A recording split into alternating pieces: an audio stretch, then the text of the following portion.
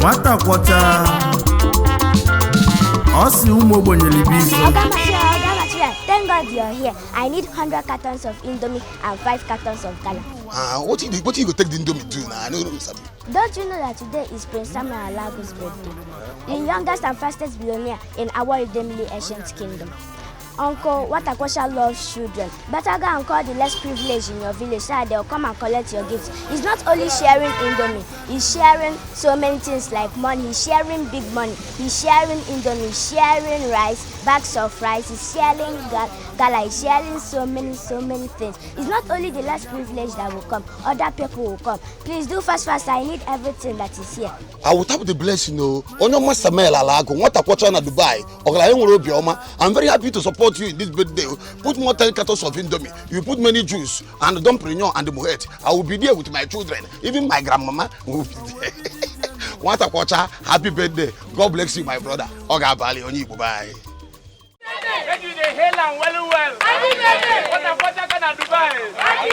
Watakwasha kana Dubai. Forget the last second one. Forget the last second tomato. Watakwasha kana Dubai. Ụmụ ogbenye si mukene nwata kwọcha na Dubai. Prince Samuel Alago. Happy birthday to you. Happy birthday. Happy birthday. Happy birthday. Watakwasha na Dubai. Happy birthday. Happy birthday. Watakwasha. Happy birthday. Happy birthday. Prince Samuel Alago. Melora. Nwata kwọcha Osi ụmụ ogbenye libife. Ọ na-ekele ụmụ ogbenye ego. Ndị ụwa na-atụ n'ọnụ. Ụmụ nwanyị ajadu. Ndị ahịhịa ọ na-enwe aṅụrị maka nwata kwọcha. Ọ ya adịla na mma. Happy birthday to you. Ofu nwanne na nne ya mụtara amụta n'ụwa wee ba nwa afa.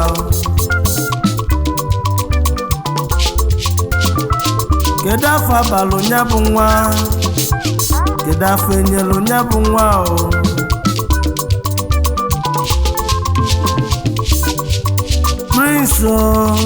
Prince Samuel Alago. Nwanne na nne ya mụtara amụta.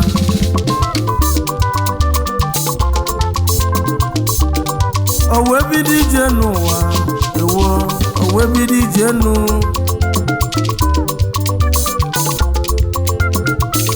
Oluogo sogotere ife eji mmadụ emene n'ụwa. Owe yọba Chukwu kaka biko gozie m. Chukwu na igozie m mmelotu ụmụ ogbenye.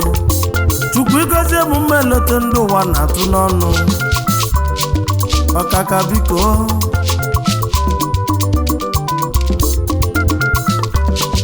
onu wedaba ọ bụla onu ngozi. Chukwu wezobele nwe ekpele ewo mma gozi mma enye ya ego mma edebeghị ndụ ogologo. Obodo ọbụla ijelo ya gozi o. Samuel wee kpọọ Chukwu. Nwata kwọcha ka wee gwaba Chukwu Olise okwu. Ọkaka biko enye na m ego sọsọ m.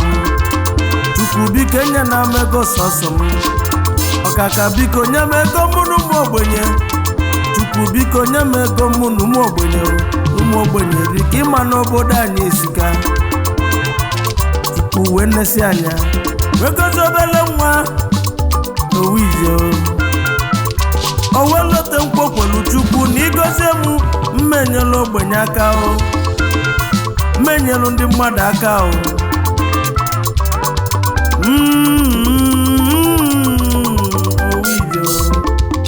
Ụmụ ogbenye nesi anya wee chie nye echichi. Ụmụ ogbenye nwebe anwụli chie nye echichi. Ọgaranya na-enyela ogbenye aka o.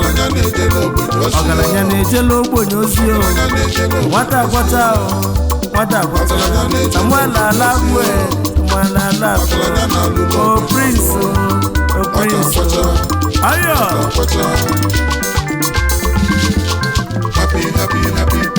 Osi ụmụ ogbenye libife. Ọ na-ekele ụmụ ogbenye ego.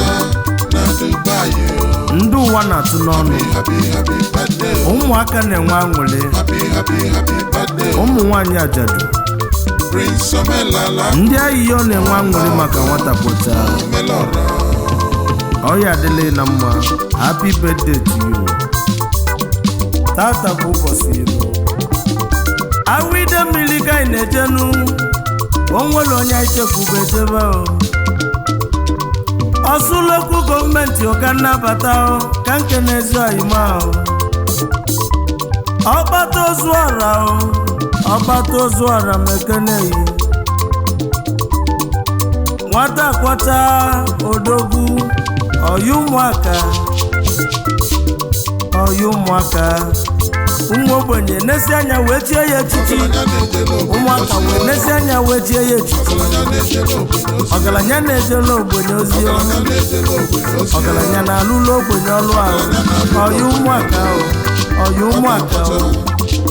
idebe ejebe na iyi ejelu ịnaba anaba na iyi analụo ibe mma mmeghi ma ncha ogologo ndụ na-arụ isi ike ego ya ịgbakwa elisi ndị ilo na-atụghị n'ụwa kwa na-abụ ụba ego karịla amụnso ego karịrị ndị ile ahụ akwa elisi ya ka anyị na-agọlụ yi n'ụfọ ise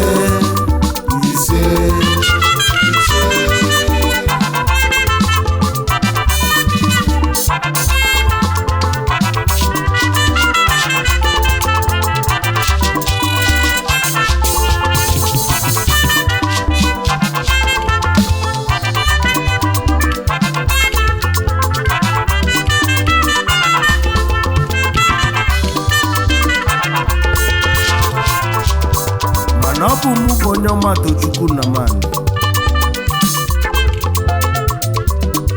nnụnụ Chukwu bi n'ọzara onye ndị mozi na-agwa okwu egwu a bụ enwe njọ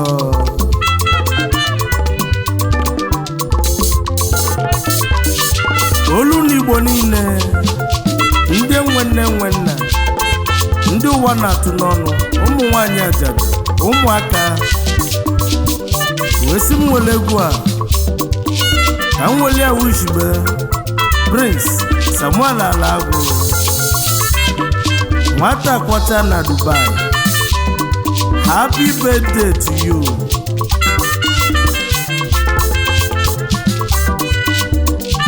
Nwata kwọcha one of Awidemmili Ancient Kingdom, Osun Local Government, Imo State. Onginwa bụ Chairman Awidemmili Brothers International, United Arab Emirates, CEO Valor Heritage LLC, CEO Nwata Kwọcha Global Services Nigeria Limited. Onye a na-ekwu nwere ife ọ na-eme.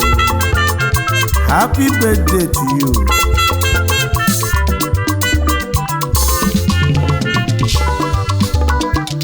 Ọkpata Ozuora,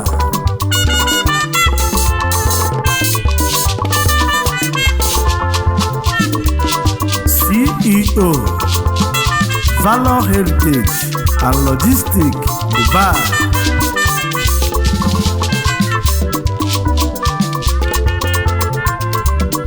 Nwata kwọcha aka osimụlotele ezinne ya na ọnwụ melia ncha.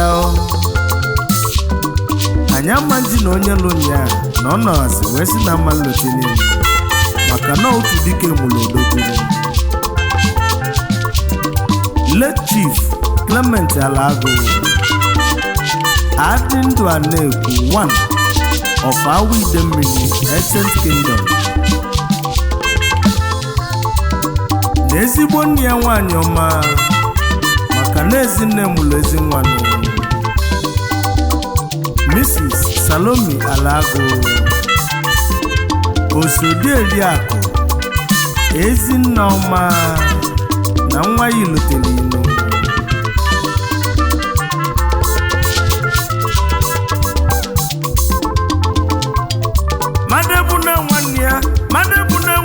ụbọchị nke nwanne ọya na Madegwu na nwanne ya. lotu ụbọchị na na nwanne ka ya gba Madegwu na nwanne ya. nwanne ozu na awụ ozu arụ Madegwu na nwanne ya. arụsịa na ma ebu naba n'obi o Madegwu na nwanne ya. madegwu na nwanne ya Madegwu na nwanne ya. iwe nwanne n'odelu n'ọkpụkpụ Madegwu na nwanne ewo madegwu na nwanne ya Madegwu na nwanne ya. oyimo izu ka mma na nne ji o Madegwu na nwanne ya. nwanne mmadụ abụrụ ya o Madegwu na nwanne ya. onye ọma na-ekwu okwu Madegwu na nwanne ya. Madegwu na nwanne ya. akpọnwebe na nwide mmiri bịa nwata kwata si m keneyo ezi nwanne nwata kwata o Akụ enwebe. mmadụ abụrụ ya o Akụ enwebe. nwanne ozu na wozu arụ Akụ enwebe. chifotido na ala agụ Akụ enwebe. akpọnwebe na nwide mmiri eche nke mgbodo akpọnwebe m ekene o akpọnwebe o nwata kwata si m keneli ezi nwanne ya oji mmọnụ na nwanne mmadụ abụrụ ya chief chidon ala agụ akpọnwebe 1 of awide mmiri eche kingdom CEO Chidol General Trading LLC CEO Dubai Great City Hotel Limited Lagos onye ọma na isobiri na Chukwu meri ya eze Chukwu meri ya odogwu ogidi ka nabatazinu onwere onye nchekwube jebe igwe ogidi na Dubai o Igwe. onye omekene yo Ugogbuzu. nwata kpọta ka ezi ọhịa isi mụ kene yo Igwe. Chief Charles Okeke Ugogbusu 1 of Ogidi Igwe Ogidi na Dubai Igwe Ogidi ahụ CEO Charles Okeke Textile Trading LLC and CEO Golden Emirate Charles Hotel and Suite Asaba Ugogbusu onye ọma ekele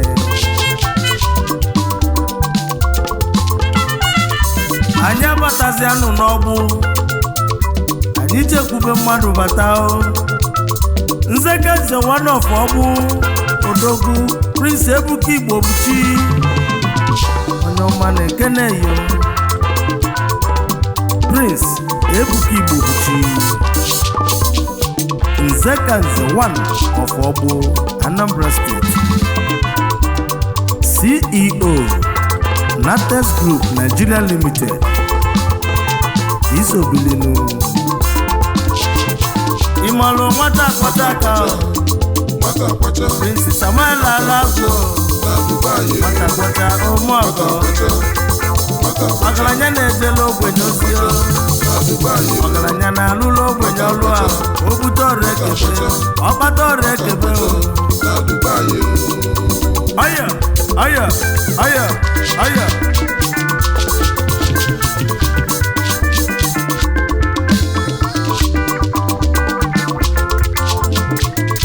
ibuzo ka anyị na-abata Delta steeti ka anyị nọ nwanne m ochendo na Thailand o odogwu Chukwu meli ya eze Ochendo n'ibuzo. nwata kwata si mụ keneyo Ochendo n'ibuzo. ochendo na Thailand Ochendo n'ibuzo. ochendo 1 of Ibuzo Delta State ochendo onye nwata Chukwu ekeneyi ọrụ nwata kwata si mụ bịa n'obi ochendo onye Ibuzo anyị abatazianụ n'Ọsụ akụmbụ n'Ọsụ odogwu Chief Obi Moses Chairman Ọsụ Brothers na Ghana onye omekeneyo Chief Obi Moses akụmbụ n'Ọsụ Chairman Ọsụ Brothers Ghana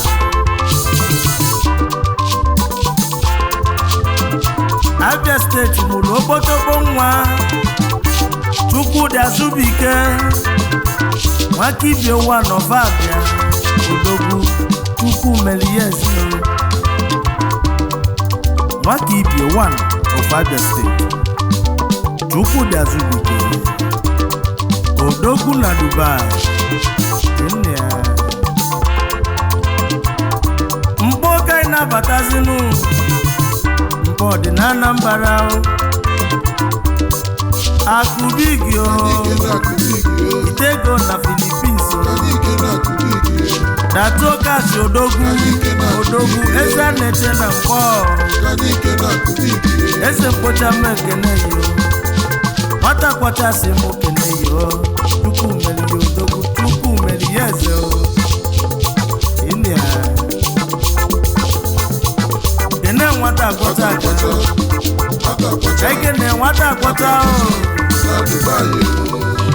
Chidi Ofu Omekene yo Haba so Secretary IPOP United Arab Emirates yo Chidi Ofu Secretary IPOP United Arab Emirates Onye mmadụ Chukwu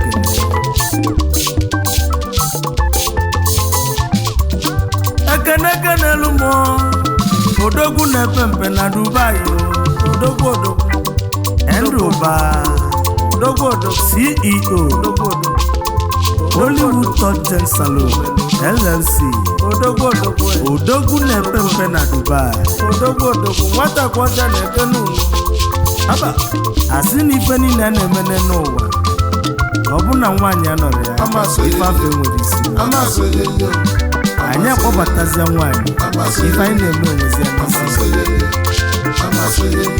anyị ekenezianụ Lady Chinelo Ụbanegwu nwaanyị bụ ihe n'ọsụ onye ọma CEO The Shine Boutique Limited nwaanyị ọma nọ ya abalị nwaanyị ọma mekene nwata kwata aka si nwoke n'ụlọ mmadụ ga-eji aga ma ndị nna kpọrọ abụ na-ewe n'iwe mmadụ ebika na ndị anyị lote ma ndị anyị na-elotere kwuo ka onye chi ya zere ụlọ nwata kwata lotere onye ọbụla egwu abịa na ọyọ happy birthday to you Happy birthday to you. happy birthday to you Happy birthday. nwata kwata ka Odogwu Happy birthday to you. Princess Amala Alago Happy birthday to you. happy birthday to you Happy birthday to you. ọgbata ekebe Happy birthday to you. ọgaranya na-enyela ogbenye aka Happy birthday to you. ọgaranya na-ejela ogbenye ozi Happy birthday to you. Princess Amala Alago Happy birthday to you. Omogo Happy obi na-asọ birthday ya to ụzọ you. obi na-adịghị mma Happy birthday to you. Chukwu nyeli onyinye Chukwu nyeli onyinye aka na abụọ Happy birthday to you. eze a na-eli ife ọ na-anwụli Happy birthday to you. eze a na-eli ife ọ na-anwụli nwata akpọta aka